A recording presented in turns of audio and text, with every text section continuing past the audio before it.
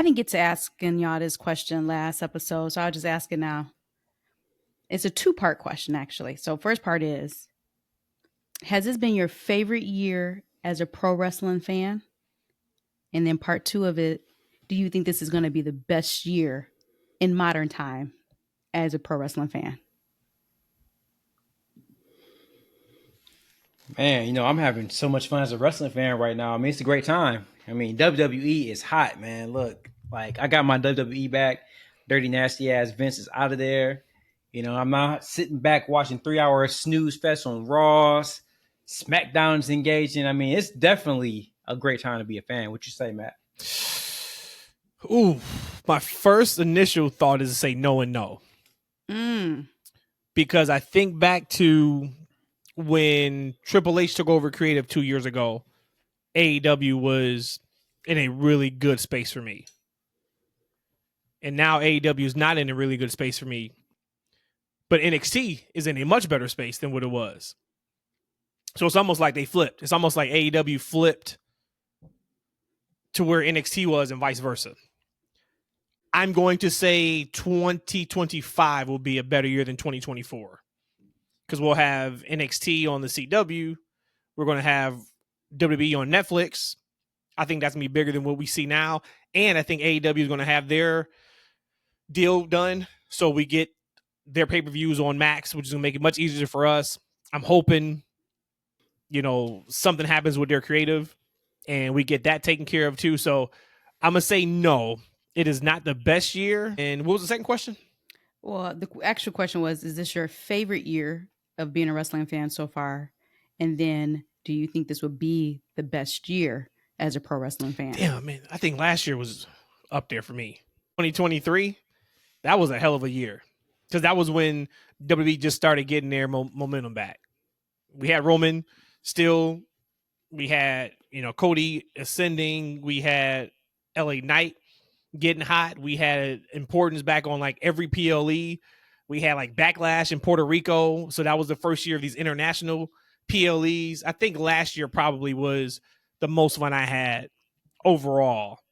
And then maybe this means 2024 may be a slight number two. And hell, we still got 4 months left? 5 months?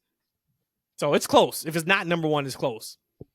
You bring up such a valid point. Like, I remember when AEW first came out, man, that was like some of my most favorite time as a pro wrestling fan. When I'm an adult, like a grown woman adult. And we talked about every time you went to one of their shows, it was like a straight party. We talked about that. It was just so much fun. But on the other side, we had such a terrible product in WWE. So because the question was, as a pro wrestling fan, I'm probably going to say that can't be my favorite time as a fan. And I'm probably going to roll with last year as my favorite year.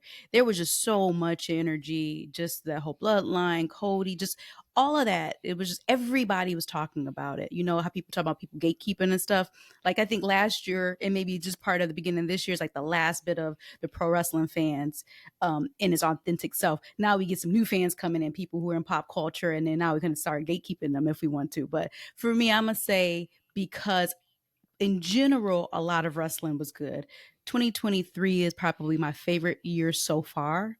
And I'm thinking the best year of wrestling is going to be next year in 2025 when all these new deals are happening, because people are going to compete.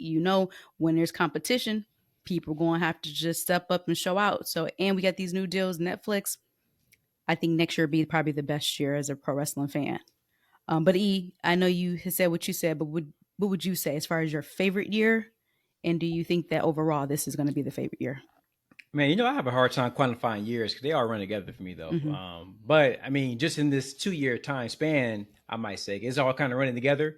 Like these storylines, from 39 to 40, like the Renner storyline going from 39 to 40. And, of course, if I guess if I would really think about it, maybe this might be, I don't know, my favorite year, because my main man, Cody, right? We was born into this together, right? We came up from the trenches, right? And now you're on the mountaintop. Had one of the best WrestleMania main events in my lifetime, to be quite honest with you. So I guess maybe I'll think about it from that perspective. It might be my favorite time period, but I feel like it's an interesting conversation about the AEW topic. When I think about AEW, we talk like they haven't really changed in the past 2 to 3 years, right? It's just that our tastes have changed. We have matured as wrestling fans, right? Because we were just happy to have a product and an owner that actually cared about our opinion and gave us what we thought we wanted at the time, right? Mm-hmm. So that was utopia right there. You know, all wrestling fans were getting together. We're rejoicing, winning these arenas. We rocking out, right? Everybody in this together, right? Stale Vince is over. We got a new company that's riding for us, right? But they haven't really changed. What's happened is we've changed. It's like you know, you dating like that girl, guy, right? And you know, it was fresh, it was brand new, it was engaging, everything was there. And then after a while, you're like, you know what? We ain't really got nothing in common. You know what? Like, you know what? You're not your career path isn't in line with my career path, right? Like, and you realize maybe it was fun at first, but it's not enough substance there, right? To whereas with WWE, man, like they giving this substance. I mean, we getting cakes, right? Like, man, like right now they on one. Like we were on one earlier, man. You should saw fans. We got to start, you know, video recording before these shows go on. Matt was twerking over there in the New York studio. I think everybody understands that was not me, sir. They had the music all the people popping. who's twerking on this show. Y'all know exactly what it was. He was shaking ass to our theme song. Yeah, he was shaking ass to our theme song. What I was seeing, Matt was shaking ass for no cash. I was like, the this freaks guy. know. The freaks know. They absolutely know. I was like, come on, man, sit down. Let's pot. Let's do this. He's in a good mood today. So shout out to him. It was funny because I was having a conversation. Right? Keep shaking ass. Not while we're potting. Please don't. I was having a conversation with somebody earlier. Hey, when we get the YouTube Super stuff going on, you know, you want to throw a couple of tips on there. I'm gonna tell you to shake all the ass you want at that point. I'm probably gonna be twerking too. God bless. Well, I've been trying to get you to do that, but now you try to do the feet. Yeah, I'm trying to get anything I can at this point. They might want to see that too. Now. As I digress, I was talking to somebody earlier. We were actually talking about AEW and WWE, and I was just saying that, like for me, the apex of AEW that I can remember was Revolution, the first Revolution show, which was incredible. But just the Adam Cole, Bryan Danielson back-to-back debut. Yes. And I remember leaving that arena. All of us, we were there. And I remember thinking to myself, WWE is in trouble creatively, not business-wise. I never thought AEW was going to take over business, even though they were outdrawing WWE in a lot of big markets. Chicago, New York at one point. Philadelphia, I believe, was another one too. LA, I think they outdrew them in LA at one point. But I just remember leaving that show with a feeling of euphoria of like, this is what we've always wanted. And to E's point, I don't know, maybe if AEW was only just that fling and all we had in common was sex. Good sex. Now WWE is giving us sex. They're giving us foreplay. They're cooking us dinner. Giving you incredible massage. Conversation. You know, articulate conversation. All of that. Maybe that's what we're getting. Provoking. Yeah, but I just really hope that we get back to that. And if we don't, we're going to have NXT. And I know with NXT, word came out yesterday that Ricky Stark's contract may have been up in July. In July, crazy, right? And word is maybe he is no longer a free agent already. And I think, of course, I saw it in the course conversation was going back and forth. Hey, should he go to NXT? He should go straight to WWE. We talked a couple weeks ago. I said I don't have a problem with everybody going to NXT first. Right. Gives a great pipeline to WWE. Mm-hmm. But if you have him debut on that first show from Chicago, we know Julia's coming in. We know Stephanie Vacure's coming in. We know, hopefully, maybe the Lucha Bros are coming in. There's a lot of talent that can make NXT the perfect combination of developmental and black and gold, where we're getting some of those people that we really want to see at a high level. And then whenever you got a spot for them, go to WWE. Bring them up, yep. You know, hey guys, real quick while you on that NXT tip, I'll stay right there for a second. I just saw like it was a tweet, and I don't have it in front of me, so I can't remember. But it was the NXT 2.0 class. Mello, Brian Breaker, Trick Williams, Tiffy, Cora Jade was on there, and I'm missing one other person. But I'm like, man, some stars from that class, right? It was, yeah. There's some stars from that class. It was rough that first like 6 months or so, but man, them dudes that really done came on. Well, it was rough because they were the only ones. Everybody else was just so green. You know, and well, it was that along with TV wasn't good. Yeah. It was way over the top. And there's some people who will live and die by 2.0. and they felt like that was always their joint, and it was better than Black and Gold because Black and Gold was too indie and too et cetera, et cetera. But I couldn't appreciate that. That definitely was not for me. But I can appreciate, because we talk about now, we like NXT because it's just a fun show to watch. You don't have to be necessarily so worked up. It's just something just that you can just casually watch and it's fun. Where to us, we watch so much wrestling. Yeah, it's great to have something refreshing, but we don't have to really watch something because for it to be fun. When we're watching wrestling, we want to watch wrestling. So when you got in that Black and Gold, you got that. And especially in that time, our alternative was Dirty Vince product. And it was just like, And then, of course, AEW came around too. But that Black and Gold was something so special. And then what made it even more special was when then AEW came around, because I felt like it was like FUBU. It was for us, by us. So that's, I guess, giving Cody kind of a brother shout out right there. Before we intro the pod, I do have a question, E. There was some conversation online, and I can't really tell if it's people who were just the Cody haters, conspiracy theorists, but there is a conversation that Cody Rhodes has not elevated anyone in this title reign. What's your thoughts on that? He ain't head of creative. Right? So at the same time, who has he really faced in this title run? He had Logan Paul. Mm-hmm. He had Solo. AJ. He had AJ, right? Mm-hmm. And AJ now he's got KO now. He got KO now. So AJ actually had a nice little feud with them, right? They kind of, I'm not sure what happened to AJ, right? But he kind of, he came back, swole up, looking bigger than ever, looking better than ever, right? So he looked good in that feud. So Logan Paul's already a made man, like, right? Solo with the bloodline, like, I feel Solo started getting a lot of hate, especially going to SummerSlam, as far as what he couldn't do in the ring and where he couldn't take.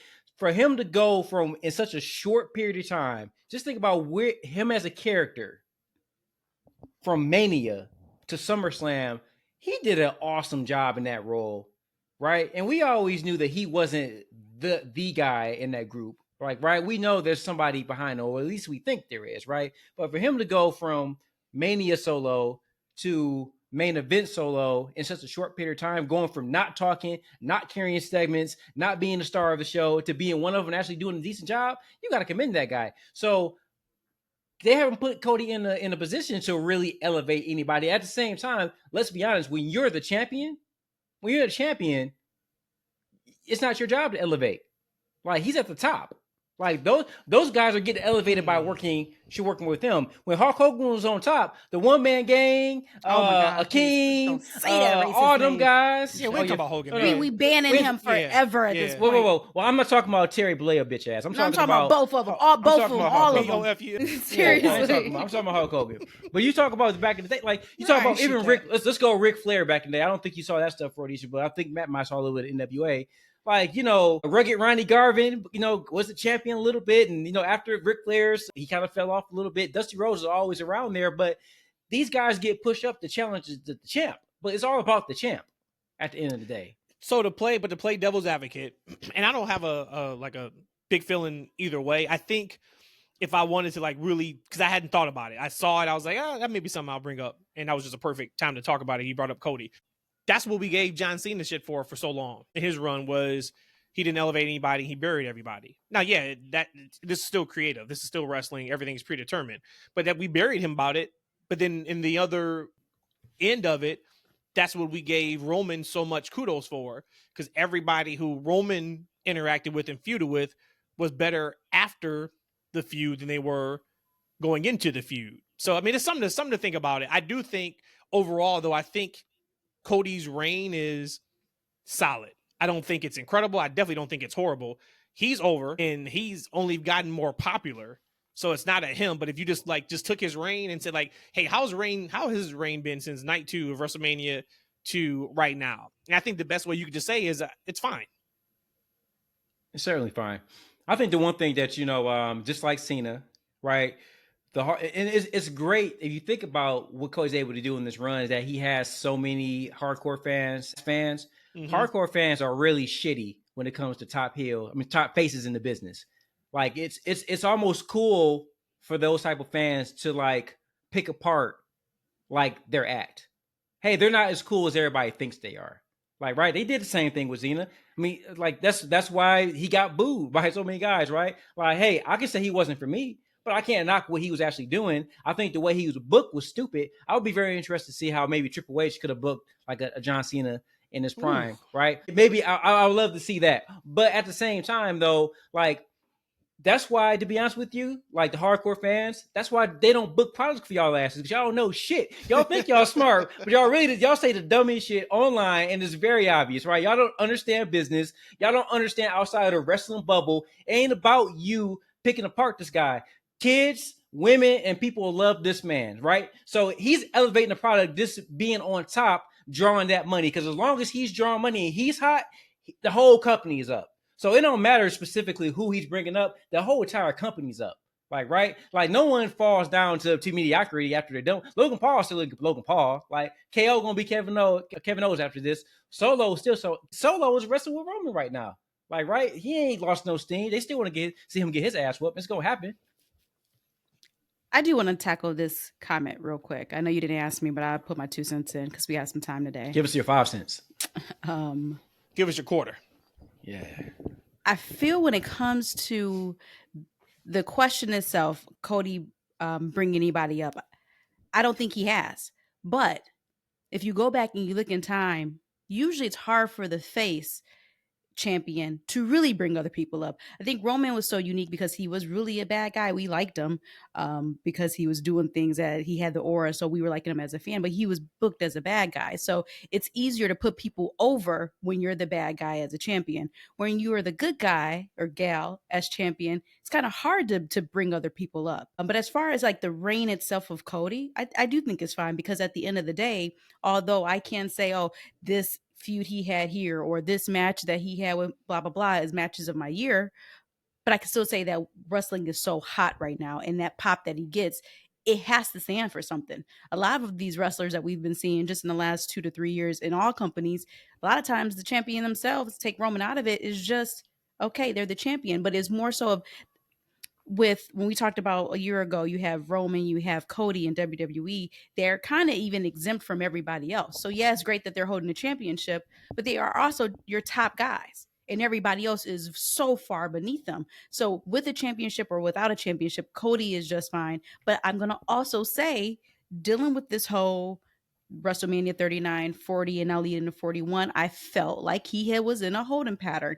I feel like a lot of people in the Bloodline story can be part of a holding pattern. And that's a fine line that you got to play with, okay, keeping people hot and interested, knowing that, hey, really the end game is over here.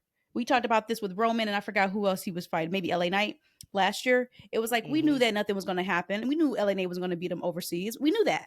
But it was kind of like a holding pattern. So yes, if the question alone, you can be critical and say Cody has not elevated anybody. That could be a factual statement, but I don't think it's necessarily needed for Cody to have to do that, because he's elevating the product as a whole. And that's all the goodness I'm going to talk about Cody. Yeah, no, I think, well, because you're a hater. I think that as long as somebody's not buried, it's fine. Because to your point about the hierarchy of heels and baby faces, heels are built up to take on the baby face for the baby face to overcome. Right? So absolutely, yeah. Just to put it straight, just to ask you guys, like, think about who he's faced. Could he really elevate those guys much more than where they were? Logan is a different, I feel like, because he's already him. Maybe not in the wrestling world, but he's already him as far as energy behind him. KO? No, I don't think. And that goes back to, that's why I said this has nothing to do with Cody, because this is creative. This is the story. If you look at who it's funny, we're like breaking down this. I ain't even intro the pod yet. If you look at who his challengers they know have who been, we are. We're episode 1000. If you looked at who his challengers are, they're all pretty major players already, right? Like AJ Styles. But so then the argument would be, not for me, argument then would be, oh, look, he needs other main eventers which is to me is a ridiculous argument. Actually, I saw another argument too that I want to bring up, ask you guys. And actually, it's not even an ask. I just want to bring it up. And it's funny because I saw somebody say on Twitter a couple days ago, something came out. I don't know if it was merch numbers. It was from Fanatics. And I guess Cody was the only person, or he was the first person to sell out of his meet and greets or his signatures. And they were saying like no one else in any other sport did that. What the hell was that, E? Relax. Well, so no, that's Riverside. I actually with the clapping. Oh my God. That's nuts. No, the universe is saying intro this pod. Actually, so I actually have a segment I wanted to do. I'm hoping that the media board reacts next properly episode. That to. is hilarious. Oh man, actually, I'm about to go and preview. Y'all go ahead. Well, you know what? Why you do that? This is episode 160 of the W Podcast. That's freaking wrestling, the best kept secret in wrestling podcast. We're 21 minutes in, and shout out to all of our freaks out there and supporters of the pod. Of course, we appreciate you guys. We love you guys. We are Three the Hard Way. I am Matt. That is Rhodesia. That is Eshaun. Back to what I was saying, though. And they were just saying basically like he was the number one seller at Fanatics across everywhere. You know, any basketball stars, football stars, baseball stars, and it was Cody Rhodes. And I saw somebody take that and they quote tweeted. Hold on, wait. You said even basketball stars? There were everybody who was there. Yeah. Okay, so there wasn't just wrestling people there. Oh no, this was Fanatics. So this makes sense in why we were seeing all these people getting WWE championships. That was like, yes. Got it. Okay, that and makes you sense. You can tell WWE was in takeover mode for this. They were like, look, if we're going to be this, everybody, like UFC was there. They had an octagon set up and everything. And from everybody who went, they were blown away by WWE's presentation. They said they smoked it out of everybody. But what else would you expect from WWE, right? But somebody had quote tweeted it and said, and if you still think it was smart to have Cody Rhodes lose at WrestleMania 39, I don't know what to tell you. And it's just funny how people can take the same thing and get something completely different from it, because my argument has been and always will be, look at the metrics. You can't argue the metrics. The metrics all were up. They were up for Cody. They were up for WWE. They were up for Roman. It's all there. So for somebody to see the business that they did, ratings, merchandise, all that kind of stuff, and then still argue that, hey, Cody should have won at 39 because he's a selling out of merch and autographs now. It's like, that wasn't 2 years ago. It's now. It's now because of how he was used and utilized over that last year. So I thought that was crazy. But E, to answer your question, no, I don't think from who he was feuding with, he could elevate somebody. Now, I will say though, even if you don't elevate, it would be cool to see that person still at that same level. AJ feuded with him and then he took off to Japan. We ain't seen AJ since, for the most part. Logan Paul's Logan Paul. He's in and out. We get that. We're missing somebody. He's feuded with somebody else. He feuded with Seth too. Who? Seth? No, I'm talking No, about since he won the title. Oh, so it's from this year. Okay. Yeah. Who else Logan? was it? He had 2 matches with AJ. He had one with Logan. Is that it? And he went That right to is the it. bloodline? Actually. Okay. That's it. Then Solo. So you think about so with that, I mean, it's kind of like pulling straws at this point, right? I that's what's like. It's like those are already made guys. Like so, AJ. Like so, here's the thing about AJ. Like right, like I don't know how much influence that Cody has, but that's a back scene things, right? He can't make them write AJ into a story, like right. He can't do that. Logan Paul is Logan Paul, and Logan Paul still doing Logan Paul things, right? Now we'll see how he rebuilds after losing the U.S. Championship and what's next for him. Solo we have a whole plan for Solo. But now I will say this to go back to the 39. I'll still stand on my toes and say that I didn't like Cody winning. I was like the worst finish I've ever seen. I mean, however, however, I mean, and here's the thing, sometimes you got to follow God's plan. And that's exactly what it was. Like this stuff it happened the way it was supposed to happen, but it wasn't set up to happen the way it happened. WrestleMania 40, that main event almost didn't happen. Like, right, we would have gotten, Babyface Rock. We would have Babyface Rock, right? Roman still champion and going to vacation, right? Cody would have been out in an injury, like angle, right? He wasn't going to be on the show. So, like, everything just kind of happened, fell kind of into place, and it being the best thing to happen for everybody involved. So, but digressing, it all worked out the way it's supposed to work out, and it worked out really, really well for everybody involved. Absolutely. You can sit up here and say you were mad as hell because Cody lost, but that fueled the fire. That payoff that we got at, in game at 40 wouldn't have been that. Well, we know, like I said, things move. It would have been Rock Roman, but just let's go on with that. Whenever that would have happened, whenever Cody would have fought Roman, it would not be as impactful as it was if he would have just won at 39. There's just no doubt about it. Yeah, you don't get that. You don't get the whole moment. He needed all that for the fans to rally behind him and say, "Yo, no, we want the finish of the story this year." Yep. Like, we don't want another year, right? So and he that had to made go him through bigger, right? Wouldn't y'all did. agree that made him bigger? I absolutely would say that. And like I said, anybody who was mad, you could be mad, rightfully so, but it made him more important to wrestling fandom. Again, if you're a hardcore Cody fan, you're a hardcore Cody fan. I'm talking about just to the whole everything. They were talking about the story, finishing the story outside of wrestling. Come on. We wouldn't have gotten that if he won at 39. You know what? I think we're also in the time frame where it may be cool in WWE to like baby faces again. And when I say Cody, I'm talking like hardcore. Think about it. And this goes back to just how they're presented, though, and they're represented properly. There's not one baby face that's getting booed right now. There was always baby faces were never. Yes. Yeah. Think about it. If you were a big baby face, you got the 50-50. You definitely getting booed night after WrestleMania. Mm-hmm. Right? They call it Bizarro Land because that's where the hardcores were. Mm-hmm. If you went over to England, you're getting booed. And it was all they just do what they like to do. The UK crowd, you never can tell what they're into. No, they're just the hardcore fans that like what they like and they know what they like. And none of that's happening now. The biggest baby faces, Jey Uso, LA Knight, Cody Rhodes, Seth Rollins, CM Punk. I mean, the list goes on and on. KO. None of them. KO. Damian Priest. Sami Zayn. None of them are getting booed. Right. It's really incredible just the turnaround that company has made in 2 years. When you prioritize making people superstars, putting them in positions to win, and telling great stories. It's tremendous. And when you got an old man telling your top faces to tell nursery rhymes on the damn microphone, I mean, that should help.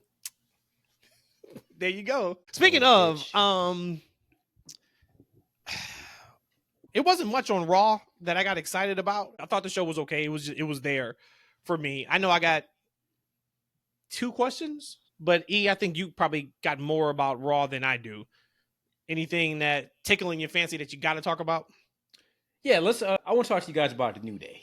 I was told you guys I was not interested in seeing them feud. I wasn't interested in seeing them break up. I was fine with them being, a veteran tag team in the locker room. Building the heels up.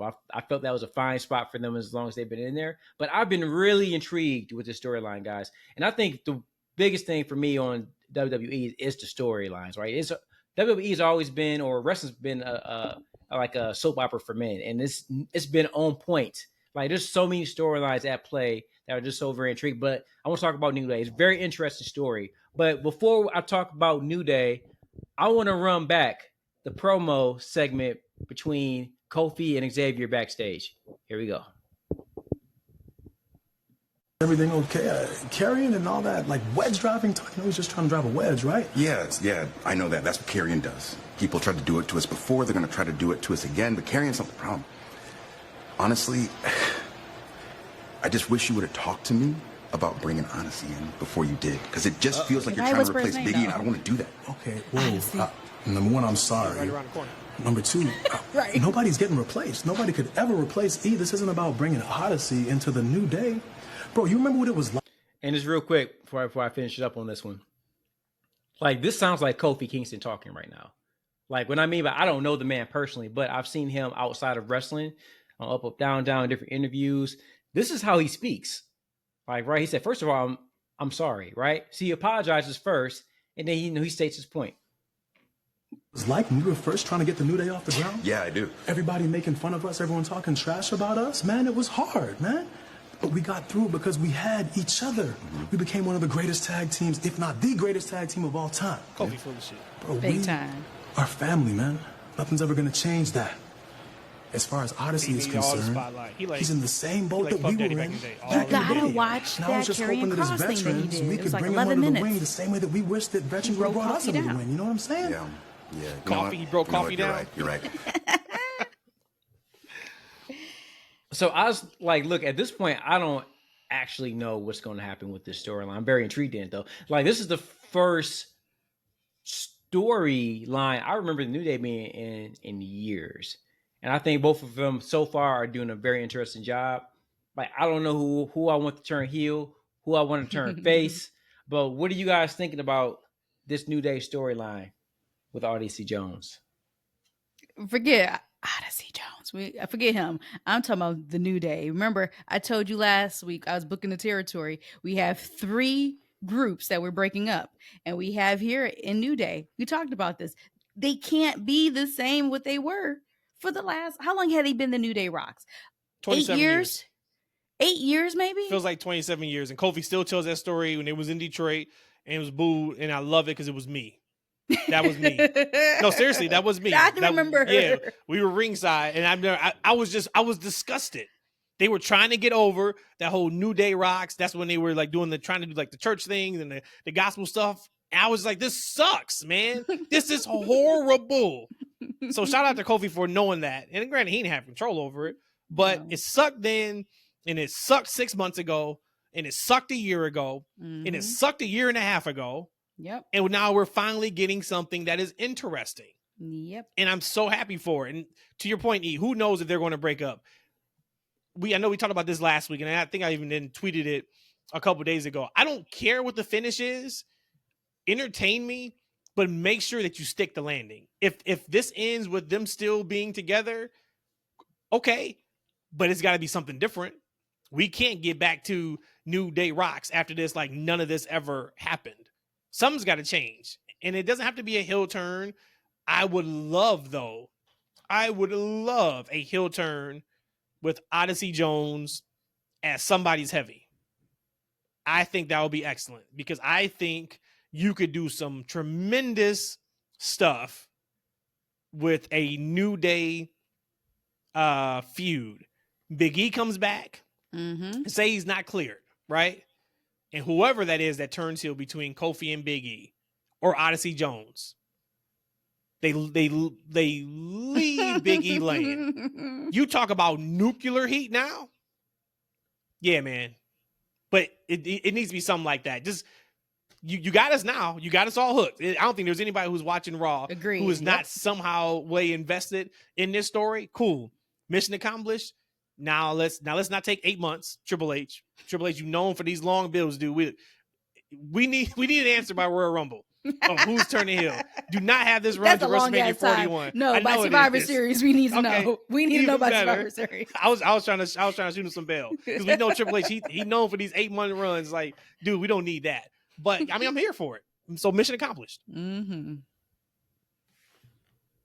I do wonder, E. So you said that because you were like a couple months ago when this started happening, you was like, man, they are what they are. Like, I don't want to see them feud.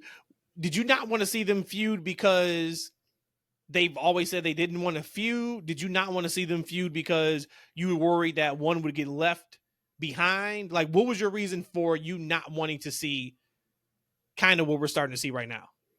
You know, I never liked the most tag teams implode. Like, I never wanted to see Hawk and Animal wrestle. I didn't want to see Rick and Scott. Like, I didn't want to see. You trying to get us canceled again? What happened? Oh, I told you we gotta ban that person. He said Hawk and Animal, Rhodesia. Hawk, Road Warrior, man. Oh, God, okay. He's not talking about. I thought you said about Hulk Hogan. I'm like, listen, we have to eliminate Hulk Hogan, Terry Bollea in any the Leia red and yellow gotta be eliminated in our lives. Like for like all of that. And just to show how like we are so disconnected as hardcore fans, because you go on Twitter, I ain't seen nobody pro Hogan ever, right? He was the #1 meet and greet seller for WWE at Fanatics. Was that's he all really? you need to know. Yes, that's all you need to know. For people who are probably casuals, there's a ton of people out there who lifelong wrestling fans, or not lifelong, but childhood. That was my childhood. Mm-hmm, They have no idea was. who he is as a person. Yeah. Or I mean, But, look, yeah. look. There's a certain group of people who aren't as sensitive to the issues that he's caused. Right. That's true too. That's true It too. just is Yeah. what it is. Yeah. If they knew or not. Yep. Well, we gonna have to. I have to figure this out. I'm gonna have to get a Rhodesia like edit button because this is every pod. Man, you we let, got look. something So going on. if you want to shake ass, you best believe you gotta let my baby say what she want to say. Yeah, Both of y'all nasty. I said. Wait a minute. I said. Both of Nick. y'all That's what I nasty. said. And, Wait, Both and of y'all Nick. nasty. Wait, like I'll do it for some change. You know what I'm saying? I ain't doing it for free now. All right. You did it for free earlier. I before ain't we sure pressed did. record. I don't know what you're talking about. And it's no video recorded of it.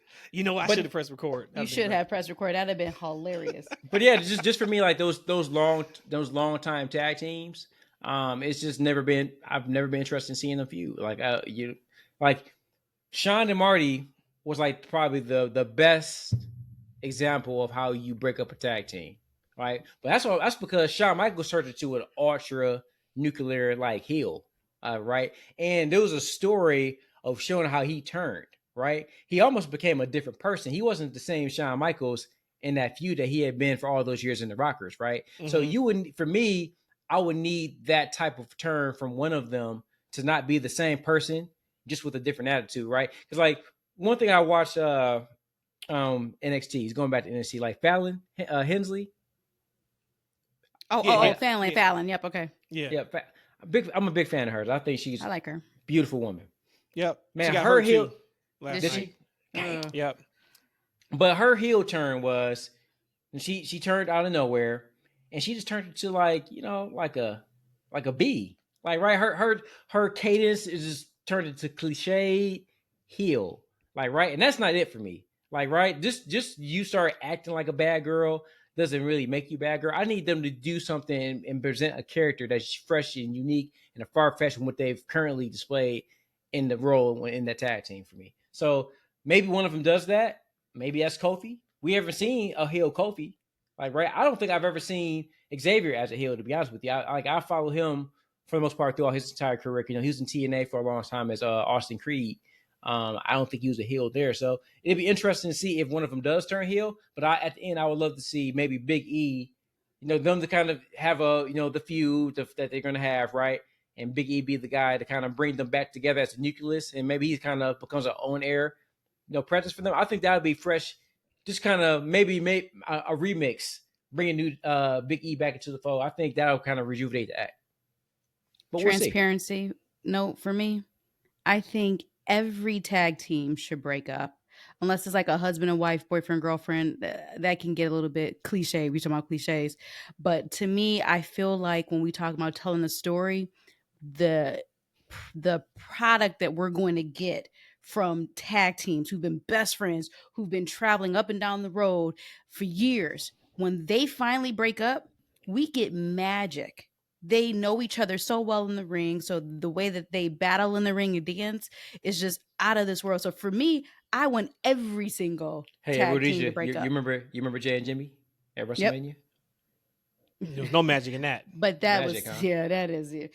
I think the difference is you got to be friends and not twins. You're like, not maybe brothers, that's the right? difference. Yeah, not twins. He's got to be Not friends. twins. No, you can be brothers. Because I'm quite sure you're Jacob Fatu and you can get Jay. They could probably put on some heat. But the twin, I think, probably isn't.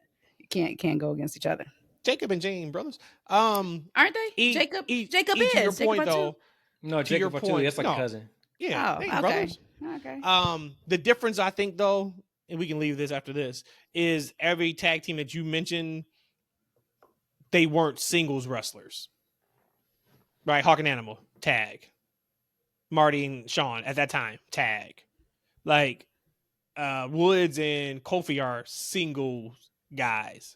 Not for the And past lastly- 10 years, though. Yeah, well, 27 hell, years. they've been the last injured. 27 years. Yeah, they've been working singles on house shows. Hawk and Animal. Drew We need to change McIntyre. Hawk name. Drew So you know. McIntyre was asked at Fanatics, like, is there any more dream matches left? And he said yes. And he said there's one with the guy that's sitting right next to me, and Big E was sitting next to him. And he just said, God willing, he gets, healthy and he gets cleared. He's like, he would love to get back in the ring with Big E, which I thought was really cool. Yeah. I thought that was really cool. I got a question. Seeing we were talking about New Day, which has been a great storyline. We got two major storylines on Raw right now. Of course, we have CM Punk, Drew McIntyre, which they just announced, strap match. We got the Judgment Day. Hey, Punk love him a strap match, don't he? Don't he?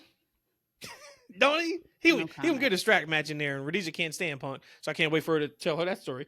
But my question to you guys is, what story are you most invested in or more invested in right now today? Is it Punk and Drew, or is it Judgment Day? I feel it has to be maybe Judgment Day because, again, I think that the Drew and Punk wasn't supposed to be that. I thought that maybe it was supposed to be Punk and Seth, and then when Seth got hurt, then this was kind of the what we got as an alternative. So the purity of the actual feud to me felt like it doesn't feel like it's thrown together, but just deep down inside, I feel like maybe it's thrown together. So my more emotion would be probably with Judgment Day. That's a tough one, man. You know, I was going to mention it briefly about the Judgment Day segment with the Terror Twins. Man, I told y'all, I'm like, look, I know it has to happen, and I know it's going to be Rhea and it's going to be Damian versus the rest of the New Day, right? I'm like, man, they just don't have Judgment that Day. guy. Judgment Day. I'm not sure who I said, but they don't have that guy that's going to really stand out. That's going to pack a punch. But they look like a little pack of wild dogs, like on Monday Night Raw, right? And so that added a little bit more interest and intrigue to me because I love Rhea. I think Damian is really on right now as a baby face. Once they fully committed to him being baby, I mean, he's done a great job in that role. Ultra believable. And Liv and Dom, I mean, they're not living Rhea, but it's very, very, it's a nice replacement. Like, right, they have a nice chemistry on camera, and it's different and unique to what Dom and Rhea did. And I'm interested to see what happens with Finn. I hope he can kind of upgrade himself on that roster. So I guess I'm more interested in that one. I kind of want to see more. I want to see what happens. I want to see some of how the characters kind of evolve out of this. Yeah.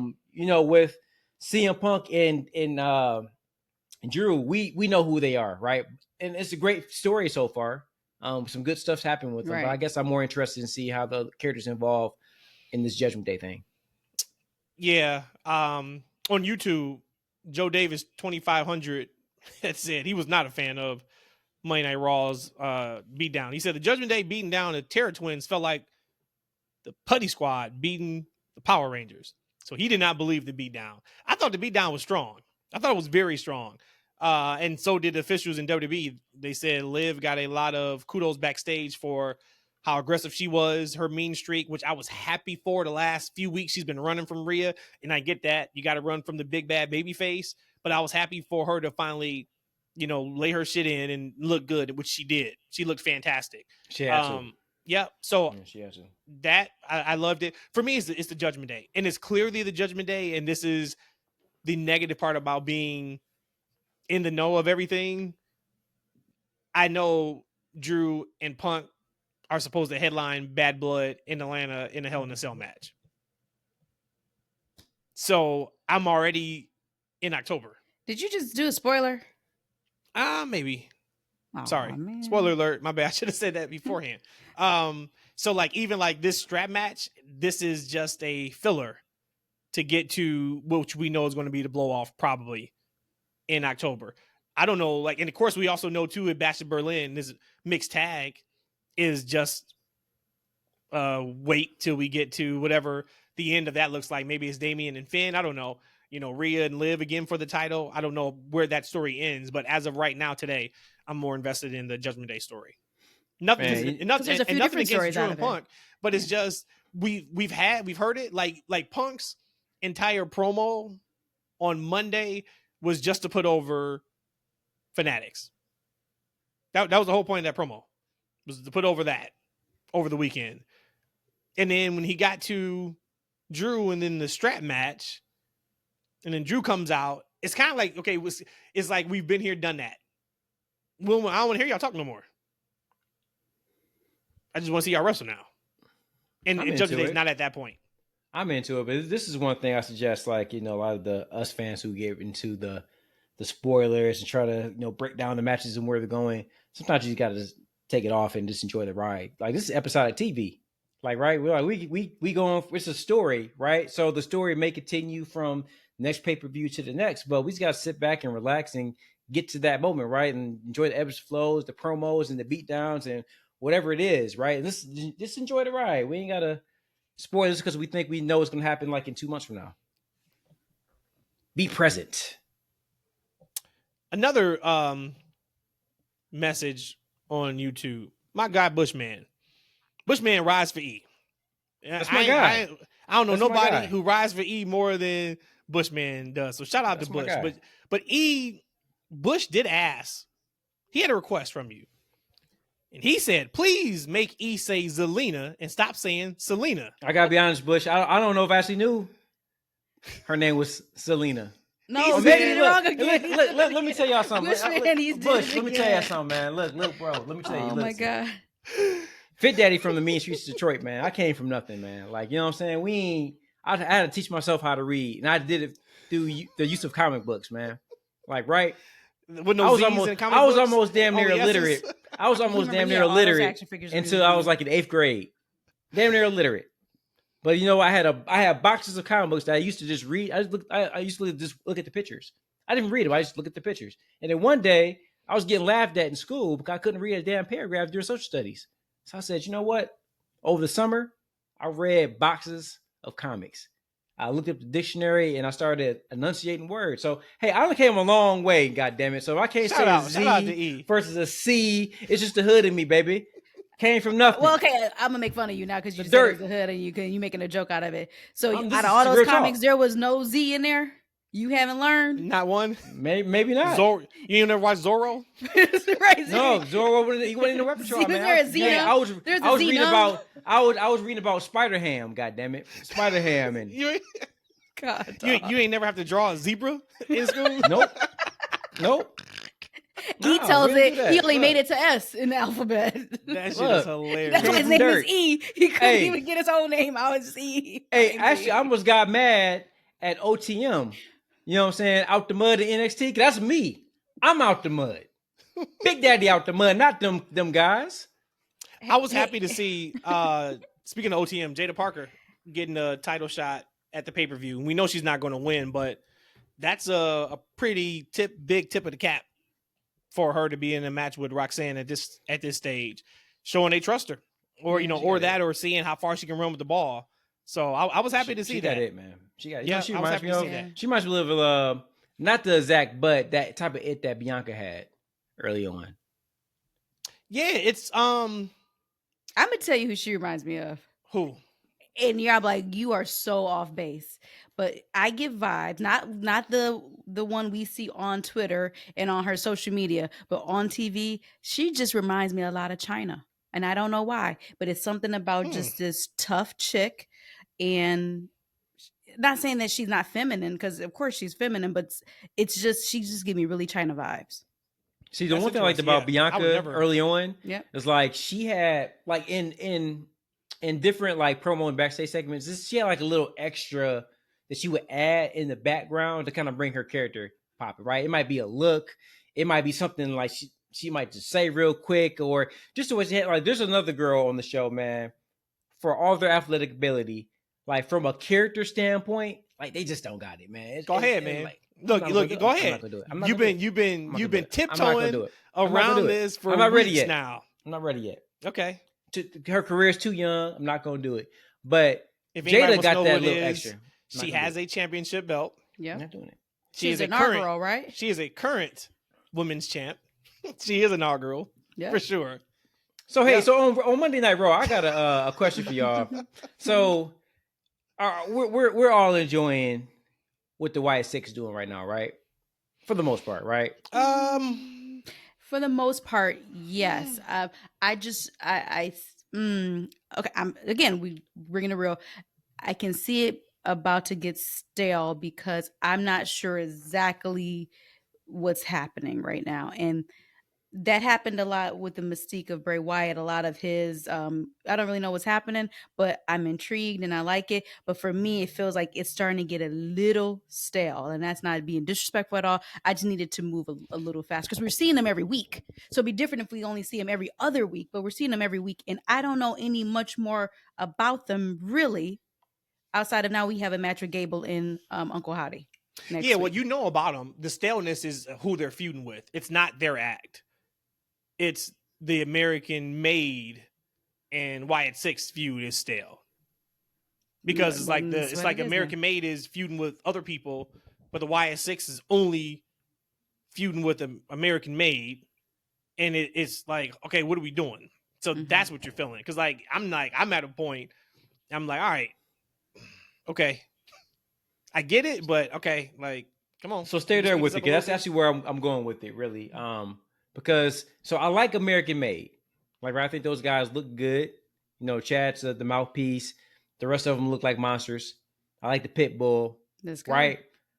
But a couple months ago, we were talking about, like, man, do we want to see an Otis versus Chad feud, right? And that's cooled off considerably in a lot of ways. And they're still kind of entangled with each other, right? But not committed. Right. And I kind of feel like, as much as I'm rooting for the Wyatt Six guys, I kind of feel like they're in the way. Yep. They feel like the third wheel. Yep. In this whole thing. And I don't think they should feel like the third wheel, but you're right. Like, at the height of what I feel like the height was, I felt like Chad Gable and Otis could have been third from the top on the next PLE. And now you got Otis still wearing the free Otis shirt. Brother, you're free. Yeah, I don't get that, though. I don't get that. Man. I don't get that. We're past that. Yeah. Go find somebody else to feud with. You know what I'm saying? So I agree, man. But this is, as much as we tout long-term storytelling, this is a little bit of the chink in the armor. Every story doesn't need to be long-term. And this is one of those that I think Chad Gable has considerably cooled off from where he was when I was asking him to win the IC championship at WrestleMania. Yep. And then the next month I was like, all right, man, turn heel on Sammy. Take it from Sammy. Yep. And that didn't happen. So, yeah. That's where we are. You asked at the beginning of the Raw topic, I think you were there. What excited you on Raw or something like that? I got to read his quote here. I'm gonna say, who had on sweatpants now? Oh shit. Well, it's a reference to the situation, but I don't think he had on sweatpants. Double wide, extra long. Mr. Randy Orton, what are we talking about here? Orton was. We talking about shoe size or your penis, sir? Which one we doing? Double wide, extra long. I think he was talking about his shoe, but I guess you could take it for however you want to take it. He did a smirk with it, so. But even if he's talking about a shoe, the rumor is you got big feet. You got a big penis. So you said rumor. Okay. I wear size 12. I think you know what's happening. Talking about some rumor is. Get out of here, Rhodesia. You know how we give it up. What I will say is this. Orton, and I think Orton knows it. It's time to drop some pounds, brother. Looks tremendous. And not because he's fat or anything. I need you to drop some weight. You're a little too old to be being damn near almost a legit 300-pounder working matches right now. Come on. All right, man. Look, you did it. You look tremendous. Yes, you are a legit for giant. Doing that. All right, man. I'm gonna go ahead and drop about 10 pounds before you get in that match with Gunther. Please.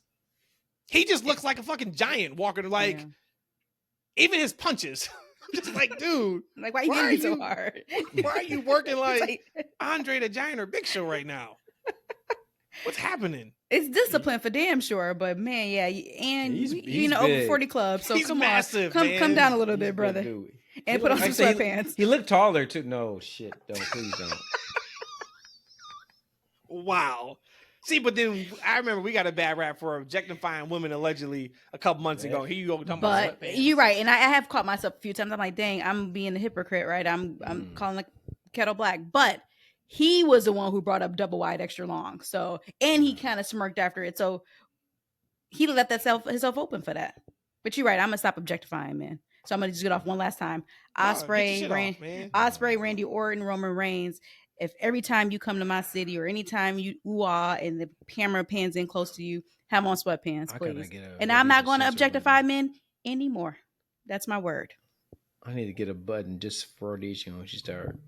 Y'all be talking about Miss Parker. Y'all be talking about everybody else. I can talk to. She's incredible. No, she is incredible. And also, too, to wrap that, you brought up Jaida Parker. It's because you can relate to her character so much that you understand the little mannerisms that she throws in there. Same thing with Bianca. Like, we knew somebody who was Bianca in NXT. Like Jaida Parker. And I don't think Jada's like that in real life, but we know that person. We know who Jaida Parker is on NXT, and you can relate to that person. Like, you know exactly who she is. So that's why I think, like, she reminds you a little bit of Bianca, because I see that too. What else? Oh, I can bring that up now. We kind of mentioned it earlier, kind of with Rhodesia's question, so I kind of didn't have it on the document anymore, though. But consider how hot Raw is right now, how hot SmackDown is right now, right? Imagine Vince was a dirty, nasty piece of shit, man. And he still had the books, right? Because he still would be booking, I think, in my opinion, if all that shit didn't shake out like it did. Of course. If he still was booking the company right now, would the company be as hot as it is right now? I would assume that the shows will look different, and people on top will look different. That's the question. How would it be hot, and who will be on top? For Vince, if he was still booking, I'm gonna say that there probably is no way that it would be hot. We would have just gotten the continuation of what we got 3 years ago, 2 years ago. Something catastrophic would have had to change, but then that's changing the whole question up at that point. So I think we would have gotten a lot of the same that we got before. And you said who would be on top. I think the players that we have on top would probably still be on top. So that's interesting that you asked that question, because I think end result, as far as who's on top, I think those parties are there under the Triple H versus the Vince regime, but is how we get there. So I think that people on the top will still be on the top, but I think that it would still be a lot of what we got 2.5, 3 years ago. Because in his mind, there was nothing wrong. So again, why would he have changed? So on the men's side, same guys would be on top. Cody, Roman, Drew. Not Gunther. No, but I don't really know. I mean, I know it sucks Knight to say. Well, LA Knight ain't the top. He's got the U.S. title. He's got a. I don't think he'd be U.S. champion, right? No, yeah, but I'm talking about he top. Wouldn't have a contract. Yeah, I'm talking about like those three, right? If Punk was there, but I don't know if Punk would have been there. But actually, I don't think Vince being there or not being there would have mattered. I think actually, I could see a world where Punk would have went back much easier with Triple H. Where we would have seen a little bit of difference though is the women's side. Rhea absolutely wouldn't have got the run that she got. I think we would have seen Tiffany Stratton with a title already. If she has Money in the Bank, I'm gonna call that a title. Yeah, but she would have cashed in. Same night, she would have cashed in. Would they have been as hot? The answer to that is in one sentence. If Vince was still in charge of WWE, we would have just started this show with the All-In preview.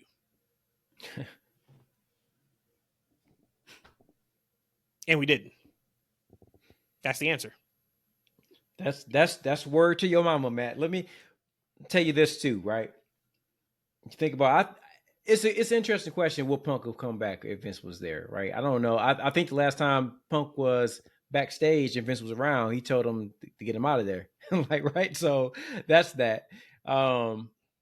Cody was brought back by Vince, so definitely correct. Cody would have been on top, right? Roman still would have been Roman. Yep. But we wouldn't have seen. I don't think, Damian Priest in his run. Like, right? He wasn't high on him. Definitely Gunther won't be on his current run right now, right?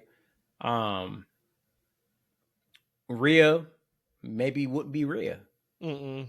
Like, right? Because I don't think she had the same confidence that she had she got after Vince left, and she's a little more creatively free. I just don't know if people would have had the creative freedom to truly express themselves in the way they are now, right? We know from a production standpoint, that wasn't my question originally, that it would look totally different than what we see today, right? But I think the importance on story and everyone telling a story would be so vastly different that I'm not sure if the show would be anywhere near where it is. Hell I think no, you're actually man. right. Is that, yeah. Not even close, dude. Like, we wouldn't be sitting here talking about, we wouldn't be WWE Avengers for the last year if Vince was still That's true. involved. Not at all. We'd have gotten back to the 50-50 booking, nobody over, heels being cheered, faces being booed. It would have been like, it would have been the stuff that we've always gone through. Yeah, we would have had some awesome, incredible moments at some point, right? Cody still would have won the title. Still would have been an incredible moment. Roman still would have had 4 years or, 3 years plus as a title holder. Because I think this Bloodline story, everybody's hands off except for a select few people, and those people are still there. So I think we still would have gotten that, but we would have had to sit through 2 hours of shit to get to it. 2.5 hours of shit on Monday night to get to it. So no. We're real and honest here on this show, right? I'm out there. I'll put myself out there. I might have a little bit of imposter syndrome right now, but you say it. Y'all say it all the time. What the hell is 50-50 booking? I be sitting up here like, it's 50-50 booking, not knowing what the hell 50-50 booking means. That's hilarious. 50-50 booking is you win this week, you lose next week. Got it. Nobody gets over. So we're just swapping victories. Yep. Got it.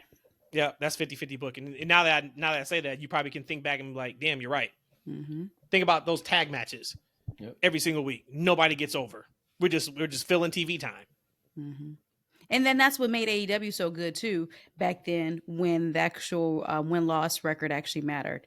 And I guess I didn't even realize that 50-50 booking was a thing compared to now, or then, when it mattered that you were 7-0 for the year so far. That was important. Or even the horrible count out DQ finishes.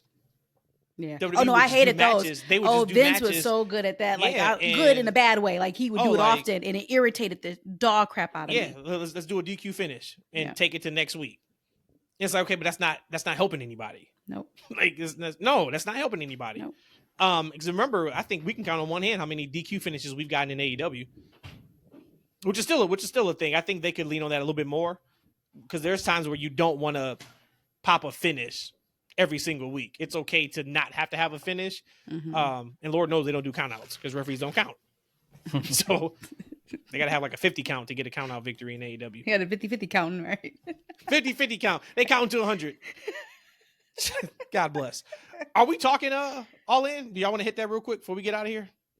I have the card up. I would just probably say, let's do this.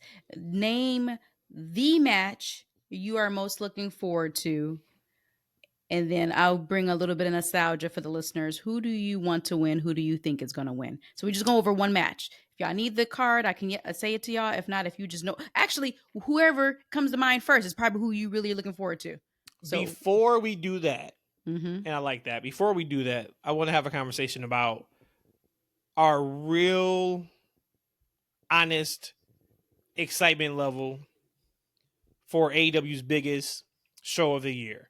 And before you spout out 0 or 1 or 2, I ain't gonna do that. Take WWE out of it as much as you can. This is their biggest show of the year. What is your excitement level for this show? 3 days before the show happens. Well, I still love AEW with all my heart, and I'm still jaded. Don't really watch the show. Don't really watch the product, so I'm a hypocrite there. Thank you. I was about to say, let's not do that. But let's not do that. That's what I was like. The matches, the matches that I knew of before looking at the card. There's probably 5 matches that I was really looking forward to. A couple of them, to me, I feel like could possibly be match of the year candidate. We can throw that around, but it kind of is what it is. That's how I look at my wrestling matches. And y'all know I like wrestling matches. So yes, I know stories is going to keep you watching every single week, but just out of that instant gratification in life that the new generations feel, I like having just a really good match. Like a really good match to me is incredible. Probably won't have me come back watching next week, but I like that. So for me, my excitement level is probably, and since it's early on Sunday and not Sunday night before I have to go to work, wait for her to lie. I cannot. I'm going to probably say about right a 6 or 7, about 6 or 7, because of the matches that we're going to get. E, you ever seen that little kid who was in the car, and I don't know what the mom said to him. Bullshit? He was like, bullshit. Bullshit. I wish we had that clip. We can play that 5 times right now. Bullshit. E, where you at? I'm at a 0. I knew that was coming. Like, right when Rhodesia's like, hey, she wants to go down in the car, and I'm like, oh shit, we got to talk about this a lot longer than I wanted to. I'm like, oh Lord. Damn, like a legit 0? Legit 0. I can't. So I was reading a couple of things. Now I've been watching shows pretty heavily, and the shows themselves they're not bad shows. It's just that when you see things done well, right? So for me, it's not about the matches. Like, it's never been about the matches for me. The match is just the end result, because that's something that you got to do in wrestling, right? And I like wrestling matches, but I like wrestling matches a lot more when I'm invested into the characters and stories, where I actually care about the outcomes. Right. And the stories for a majority of these matches, and I'm not going to say there's no stories in these matches. There are stories. Is that most of them have been half-baked or done poorly, or they have so many logic gaps that I'm just uninterested to see who wins in them. Like, for instance, like Chris Jericho mentioned how long of a storyline he's been running with Hook, right? What happened now? He's delusional. Go ahead. You said Jericho? Yes. Yeah, he said he's been telling like this 6-month, 8-month story with Hook. And I'm like, okay, like he's great. Right. It's far from great. Like, right? I remember watching the promo and segment, right, where Hook came out with the eye patch. And God bless Hook, man. But he looks so damn young. He looks so young. And he's trying to talk tough about, he's coming for him. He still can see. I'm like, man, this just isn't resonating. And I like Hook. And I think it's kind of a travesty to see where he is now versus when he first took off. Like, right? And he's been working with Jericho. And I want to talk about Jericho. Jericho hasn't really elevated anybody. And he works with people. And he works with the people for a long period of time. I can't tell you that he's elevated Hook in this storyline. The AEW hardcore to tell you that he is. But I'll tell you what, after this thing is over with, where does Hook go? Right? Is he still going to be? He's still trying to win the FTW championship. After FTW, that is not even an official, real championship. But this man wants the championship for what? Why? It's not even his daddy had it. No, yeah. Take that title, take it to your daddy's house, and put it on his mantle and retire that son of a bitch, man. Don't nobody care about that, man. I don't want to see him trying to get his daddy's championship back. It shouldn't even be on the show anyway, with the 1,000 different titles they have in the damn company. I'm sorry. I'm just not that interested. And so we can go down the list with all these things. You did ask, though, where does he go after this? NXT. Give us Ricky Starks in Chicago. Give us Hook in St. Louis. And now we cooking. Because I feel the same way. And it's funny because anybody who's new to the podcast, shout out to y'all. We love y'all. If you were just look at like our episodes, if you looked at like our first probably 30 episodes, maybe, I would have to go out and go back and look. A lot of them was AEW heavy. We were huge AEW people. I still am. But you're not, Rhodesia. You don't even watch the show. You don't watch the show.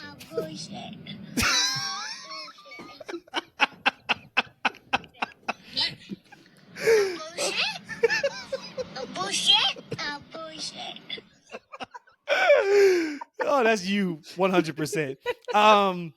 But, and this is going to sound like a little harsh, and we'll move off of it because I kind of went on my rant last pod about AEW. When I watched that segment E, I said, this feels like people playing a wrestling show. Aww. I did. And I thought about Hook, and I'm like, damn, he was a killer when he didn't talk. And like, you got to evolve. Your character has to evolve. But he didn't do good in that promo. Even the last line, which was never, ever again. Like, that was supposed to get a big pop. He didn't even deliver that good.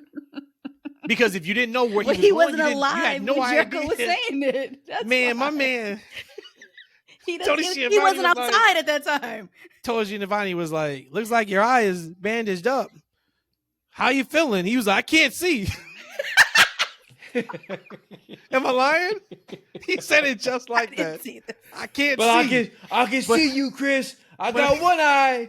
He did. He said, but I can see you, Chris. And he got close to the camera. I can see you with this eye. I can see you with this eye. I was like, this is what we're selling right now. God bless. So this is going to sound kind of interesting. I am looking forward to watching All In. Like I'm going to make it appointment viewing. I get back home Saturday. I will be in front of the TV Sunday. I think it's 11 a.m. Central to watch All In. But I couldn't care less about the show. So like legit, like I'm in that funky spot of I'm going to watch and I'm excited to watch. But if something was to happen where I couldn't watch, I wouldn't care.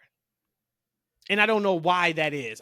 That's something that I've been thinking about the last couple of days. Because for my question, from 0 to 10, if you're talking strictly from the build of this show to the matches that they are going to present, so take away any potential surprises we may get, take away it's going to be in front of 50,000 fans to see what AEW's production looks like, take all that away, I'm probably about a 2.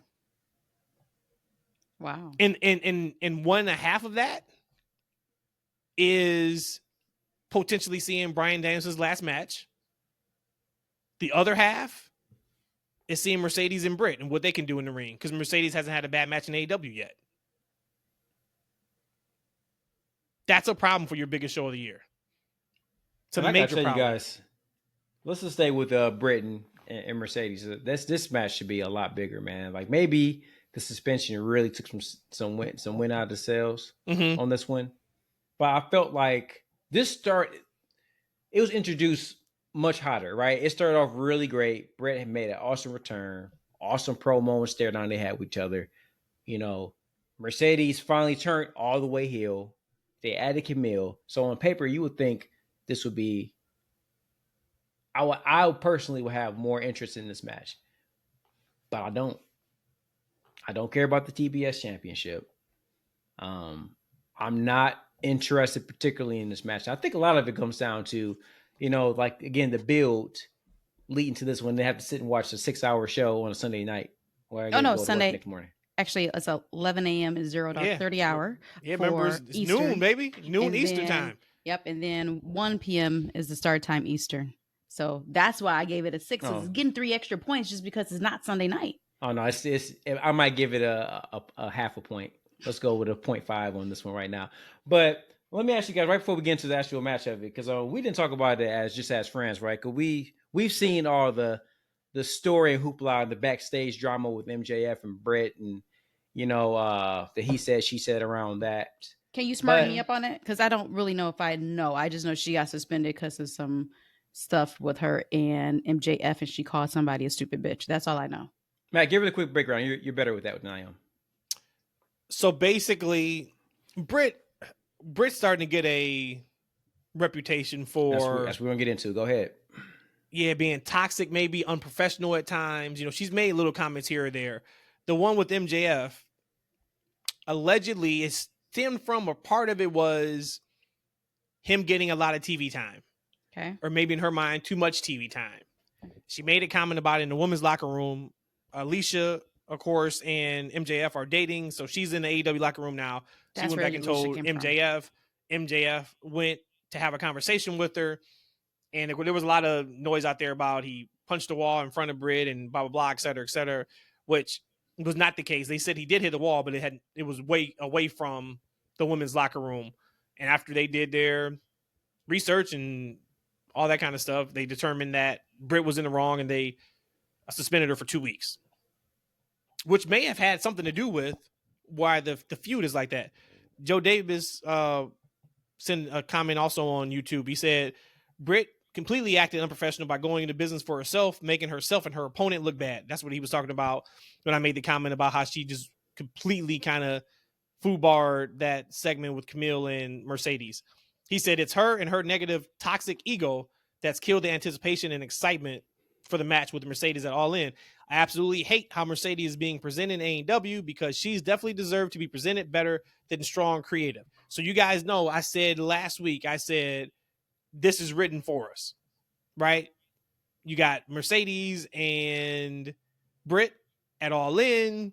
You have Camille get involved. Jimmy Hater's music hits. We're off to the races. Huge pop. And we go 2 versus 2 at All Out.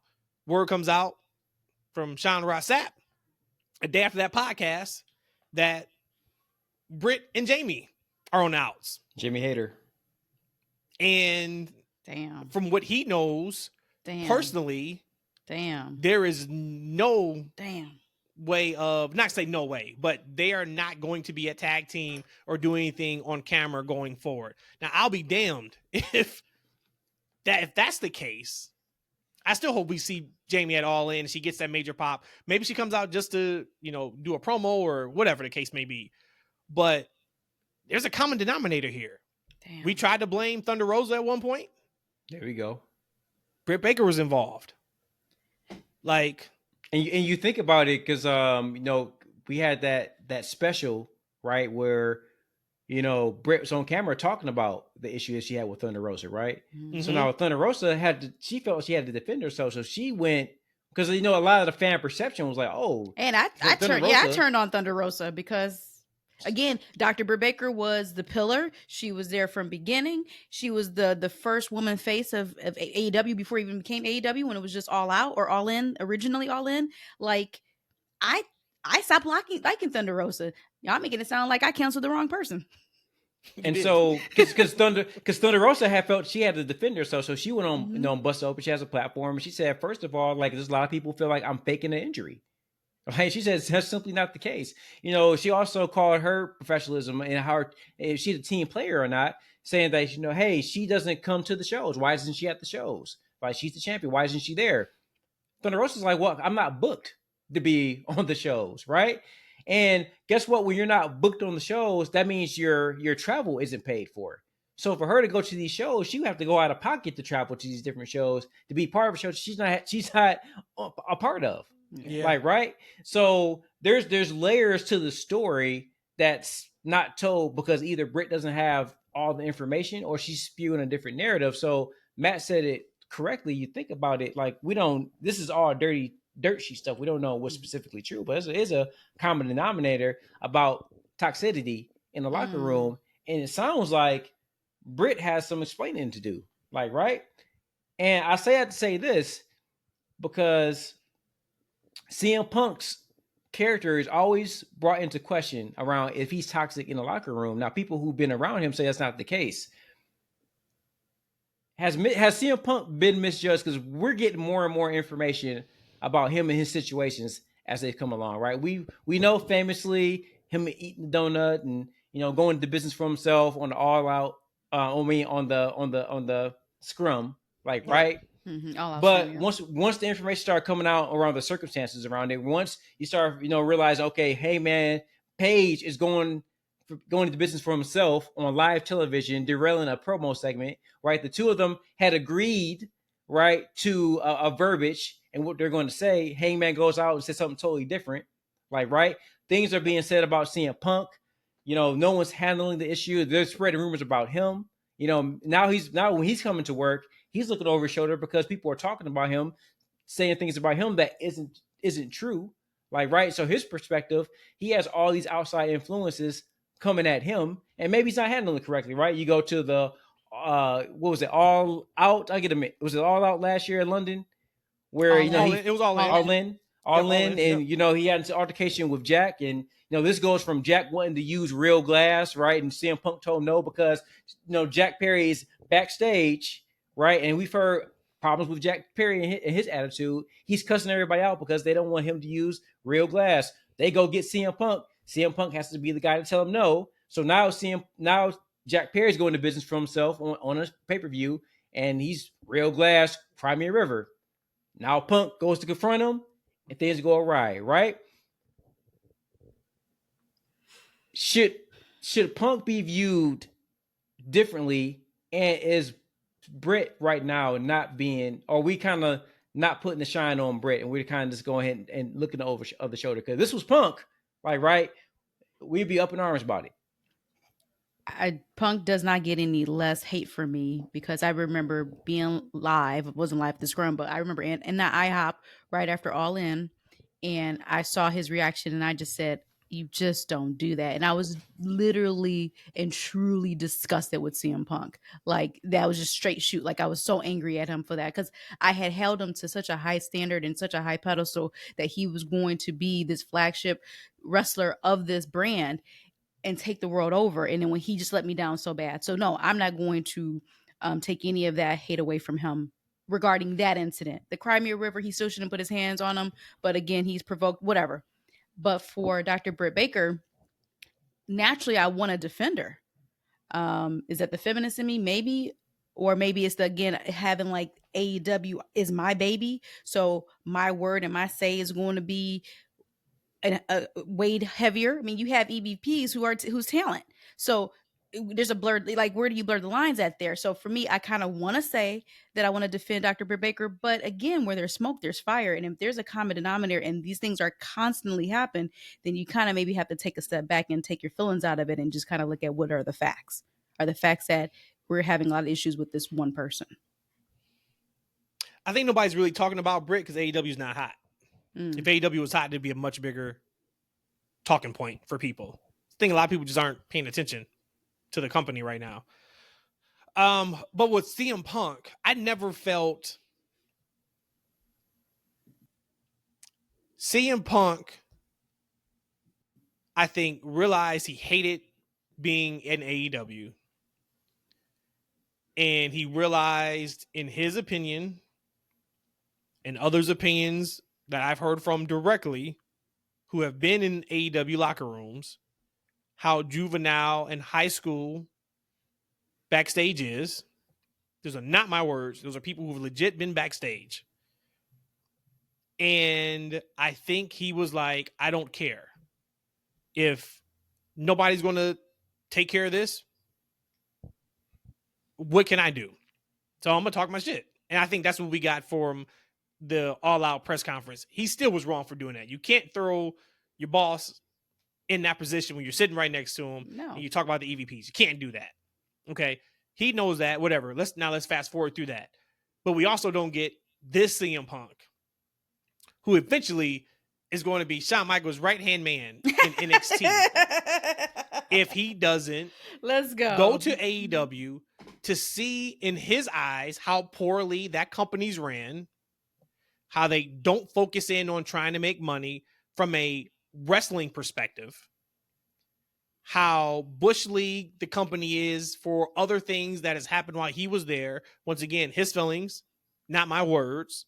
So we don't get this CM Punk. We don't get this level of appreciation, this level of backstage help in NXT on the main roster, unless you go through what he went through. Hell, E, you started this podcast by talking about the difference of WWE and AEW. You had one who was, just maybe there for the sex. You had the other one that's the whole package.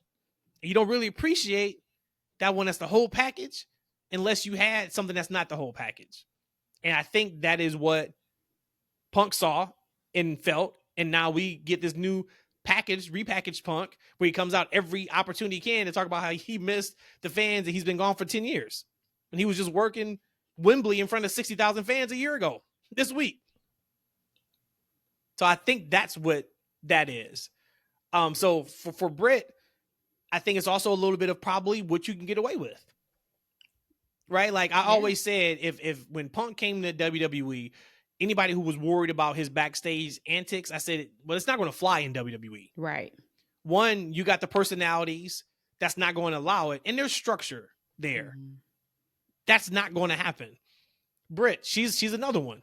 If Britt was to go to WWE, we don't hear this. We don't.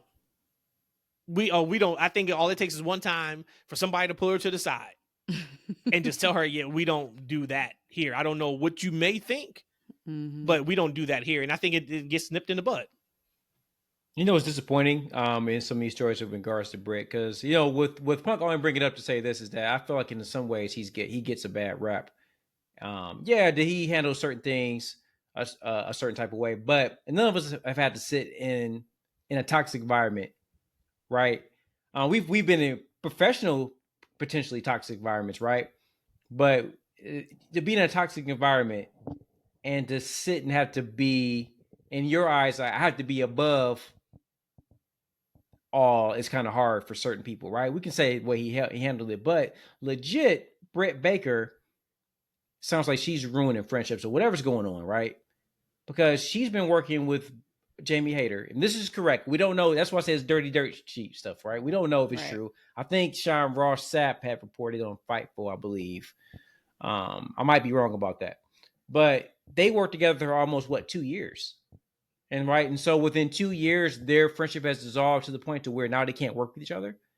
Like MJF and Britt were friendly until recently, right? Until this blow up. I guess something happened recently and over time, right? But they were originally friendly, right? Now, you know, MJF is punching the wall because he's so mad at the woman, like, right? So to me, it seems that I'm a little disappointed that whatever's happening, that she's ruining friendships. And I have a hard time thinking like Adam Cole, who seems like he's the nicest sweetheart of a man, you know, is dating a woman who bring you know, toxicity to a locker room. Very interesting. With all that being said, though, I think her and Mercedes are going to have a great match. So that's the match you're looking forward to? That's one of them. Yeah, like I pulled the card. I'm looking forward to Swerve and Brian for sure. I am. Now we're talking take out storylines, take out TV. That's what I'm saying. Just talk about this just is matches. The card that's being presented to me. It's 4 matches that I'm excited for. That I'm looking forward to. Ospreay, MJF, Mercedes, Britt, Tony, and Mariah, because I think they're going to do it too. And that match is going to tell me a lot about Tony Storm also. And Swerve and Bryan Danielson. Those are the 4 matches. I don't care about anything else on the card. I personally have 5.5. So all 4 that you mentioned, I am interested in Darby and Jack. I did go back and watch it. So listeners, I went back and watched that part where the whole garage door was coming down on them and everything. That was hilarious. You actually did a very good job at storytelling the situation, Matt. Bravo. Thanks, baby cakes. And then the half is only a half because I hate the fact that the people they have in the match, but I really like to see Willow and Statlander. So that's why I say just half. Because I don't want 0 Hour. No. 0 Dark 30. Yeah, I ain't watching 0 Hour. Good luck on that. You got to tell me about it. Cool. I will. We'll do. And everything else I don't really care about. But again, I think all these matches are going to be very good. And that's why I know with wrestling, because it is predetermined, so it's almost comparing apples to oranges. But I'm looking at like AEW in their pay-per-views, I look at it almost as like UFC. Like there's some people, your super top ones, yeah, they have the storyline behind it. And again, this is real life versus scripted. But in general, you go to watch UFC just to watch a good fight. And so for me, that's kind of how I feel with AEW. And I've been able to keep that kind of separate. I just know that they're not going to ever be able to give me kind of the story, the full body stories that we're going to get in WWE. I don't really know if any company can in my lifetime. Let's be honest, because that is a machine and it's been 40 years of the making. Yeah. But for me, but to be fair, with UFC, you watch the monthly pay-per-views that you are invested in said person in the main event. You're invested in them as a person. You don't watch Fight Night.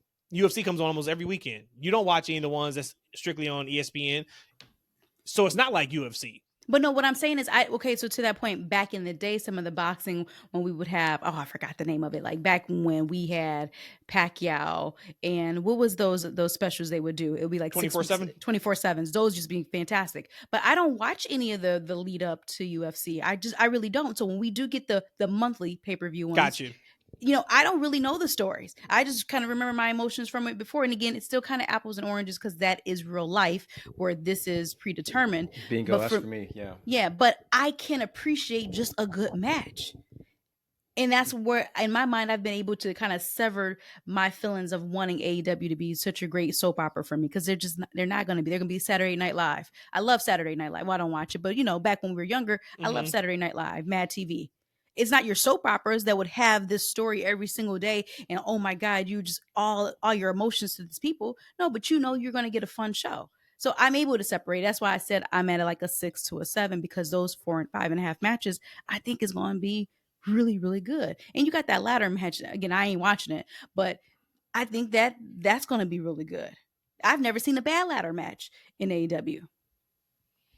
No, I gotta tell you guys, that's the difference for me. When you think about like live sports, UFC, like it's not predetermined, right? These are actually real, legit fights. Of course, there's favorites, but you definitely they could be upset, things of that nature. I mean, Ronda Rousey, right? Like back in the day, you never thought Ronda Rousey would have lost that first match, right? Like back in the day, you never thought Mike Tyson would have got knocked out by James Buster Douglas, right? Like there's things can happen, right? When you're watching a ball game, right?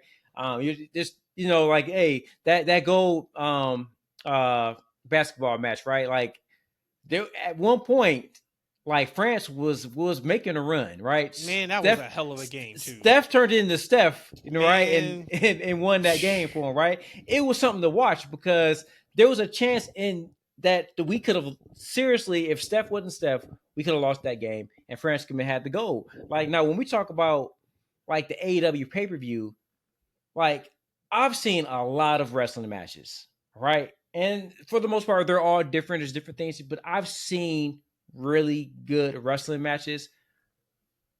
But that's what it is. It's just a wrestling match. I know it's predetermined. I gotta care about the winners and losers of matches in order to care. Like I can't just sit and say, "Oh, that was a great maneuver. Oh, I like the way he flipped. Like, oh, I like the way he pretend punched him in that moment." For me, it's about cinema. It's about presentation. It's about from start to finish. It's just like what I said, watching a superhero show to me, right? There's a fight in there. I know it's not real, but I mean, I believe in the good guy, and I want to see the bad guy get his butt kicked, right? And I'm on a roller coaster throughout the story. With AEW, I don't have that roller coaster of a story, right? So at the end of the day, sure, with Swerve and Brian be a good match, sure, but I'm not necessarily invested in the actual winner of the match. I don't know if this. I'm not convinced that this is going to be Brian's last match. He could go on to win, maybe. Like right, like there's a couple of these matches. I'm not sure who the winner's going to be, but I'm not that invested. Talk about it next week. I'm not that invested in the winner or loser either way, and that's where I lose the zest. Like right, I do wonder, though, if part of that though is just the happenstance of WB being hot. Because say if AEW was the only wrestling show we had, or say if this exact same AEW is going against a Vince-led WWE, we're probably at a 7 or 8 for this show. Because we're not really watching WWE like that. WWE is not what you're saying.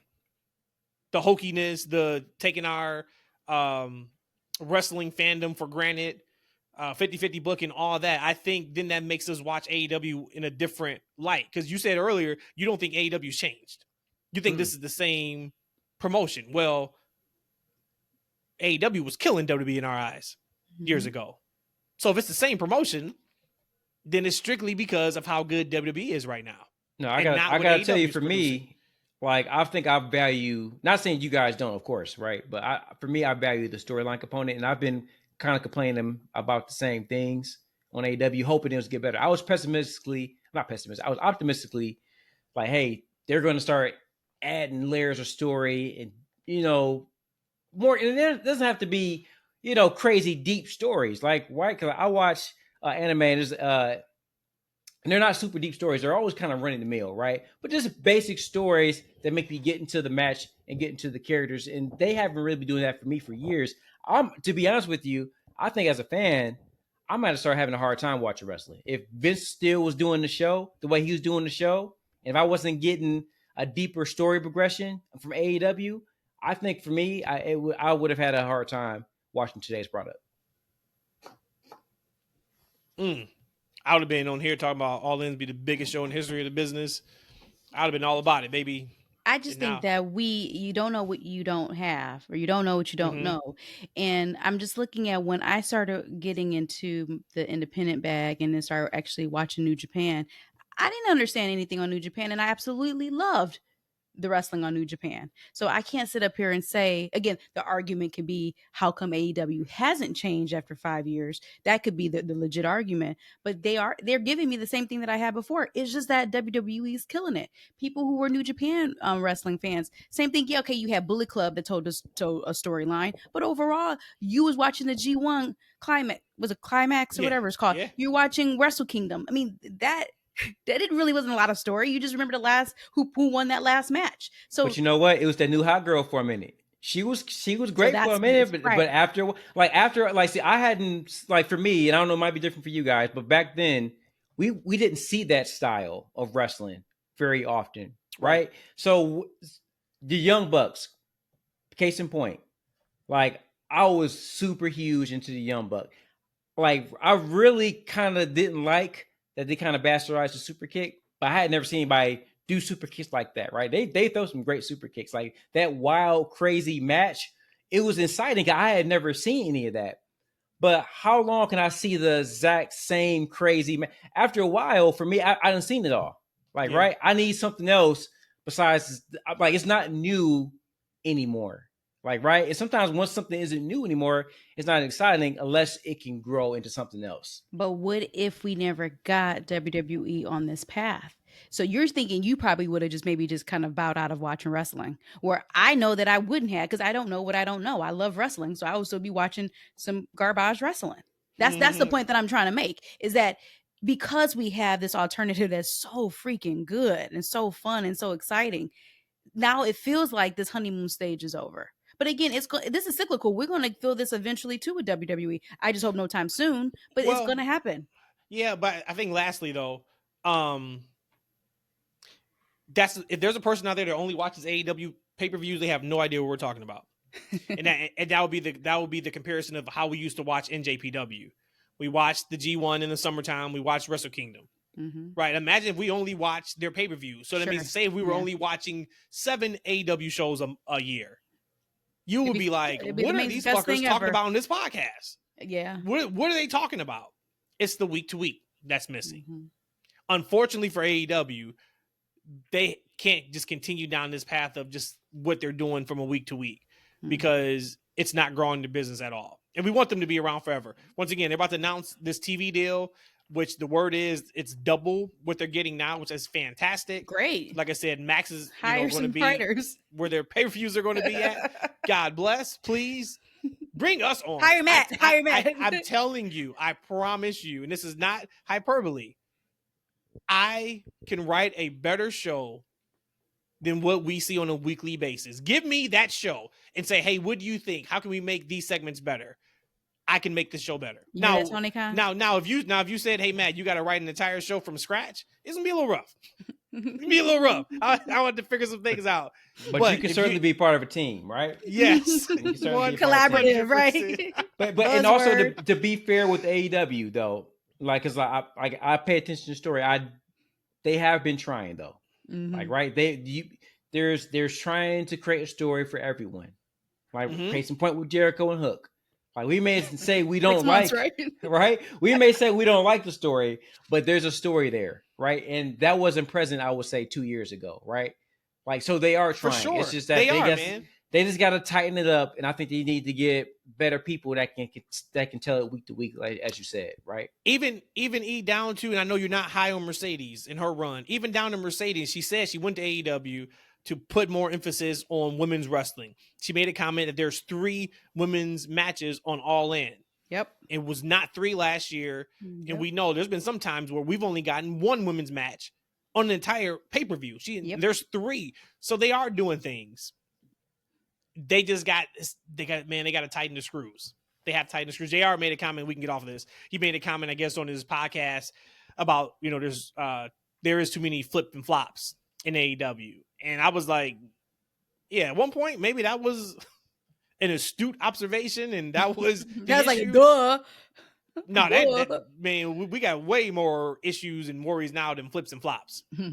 that is number 10. Oh, he means flips or flops, like the moves, right? Yeah, like the moves that I like, right? The high flying and back battle stuff. Yeah, okay. Yeah. Hey, JR, we beefing. all that kind of stuff. Man, if no selling was the only issue in AEW, shit. Well, to be fair to JR, he didn't say that was the only issue. He just said there was an issue, right? He's like, listen, I got a whole bunch, but I still go there once a month. He only they asked him a specific question. He gave one of the things he I don't think he's a super fan of the style. I think he hates the style. I think he hates it too. I think he just loves being around the business. Yeah. But I think if you got JR drunk somewhere at a bar, and I think outside of the boys and girls are getting more money, the competition is healthy. It's an alternative. Yep. It's an alternative. It is everything incredible from a business side for our people to be able to keep jobs and have jobs. Isn't that positive? I think if you talk about ring to bell, you talk storytelling, I think JR would give it up. Mm-hmm. Yeah. So just like we gave it up. Unfortunately, I hate to say this, I feel like JR's just there for the check. I don't think he's ingrained in the style or the presentation. I wouldn't even say check. I would say just for something to do. Well, he had to sit down interview with Swerve, which was tremendous. I've been saying for years now, that's his role. I don't want him on commentary for these matches because it feels disjointed to me when he comes in just like for a main event or like two big matches when he hasn't been, because you can tell he's really trying. And sometimes it feels like he's trying a little too much. Too hard. But he's trying to show his value. I get that. Yeah. But have him as just that backstage segment. Maybe we only see him once a month when it's called for it. But that's what I would like to see as his role. What? He would do much better in WWE's atmosphere as a special guest ring guy. Like, let's say for Punk and Drew. Right? Especially who's different on the TV. He can tell some stories during that match that really enhance it. Like, right, he can really sink himself into the style of wrestling and the story. I think he would do a much better job than he's doing in AEW. And on that note, we're going to wrap this thing. It is, we gave y'all an hour and 45 minutes. Woo! Of incredible conversation. And this was just a conversation because I think we went like 28 minutes talking about Cody Rhodes' title run. Like that, we wouldn't even plan on talking about no damn Cody Rhodes title run. And shaking run, ass on this episode. Shaking ass. Matt, y'all gotta watch Matt next time. I'm recording next time. Well, he was definitely shaking ass. So we out of here. And we will figure out when we're going to drop the next pod. Because I don't know. Because I don't want to drop before All In, but it's maybe kind of hard to do it on Sunday. So we'll figure that out. So y'all see us when y'all see us. Y'all know where to find us. Twitter, we're on That's FNW. Instagram. Hey, I posted an Instagram short.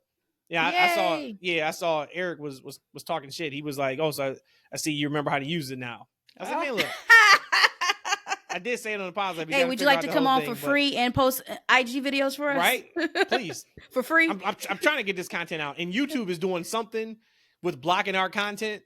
I'll talk about that later, but we got to figure out something with that. Like, we take off in like the first 4 hours with our YouTube shorts, and then they just stop. So I don't know why they're doing that. But anyway, YouTube, we're on That's Freaking Wrestling. And I think that is about it. So we out of here. Love y'all. Peace.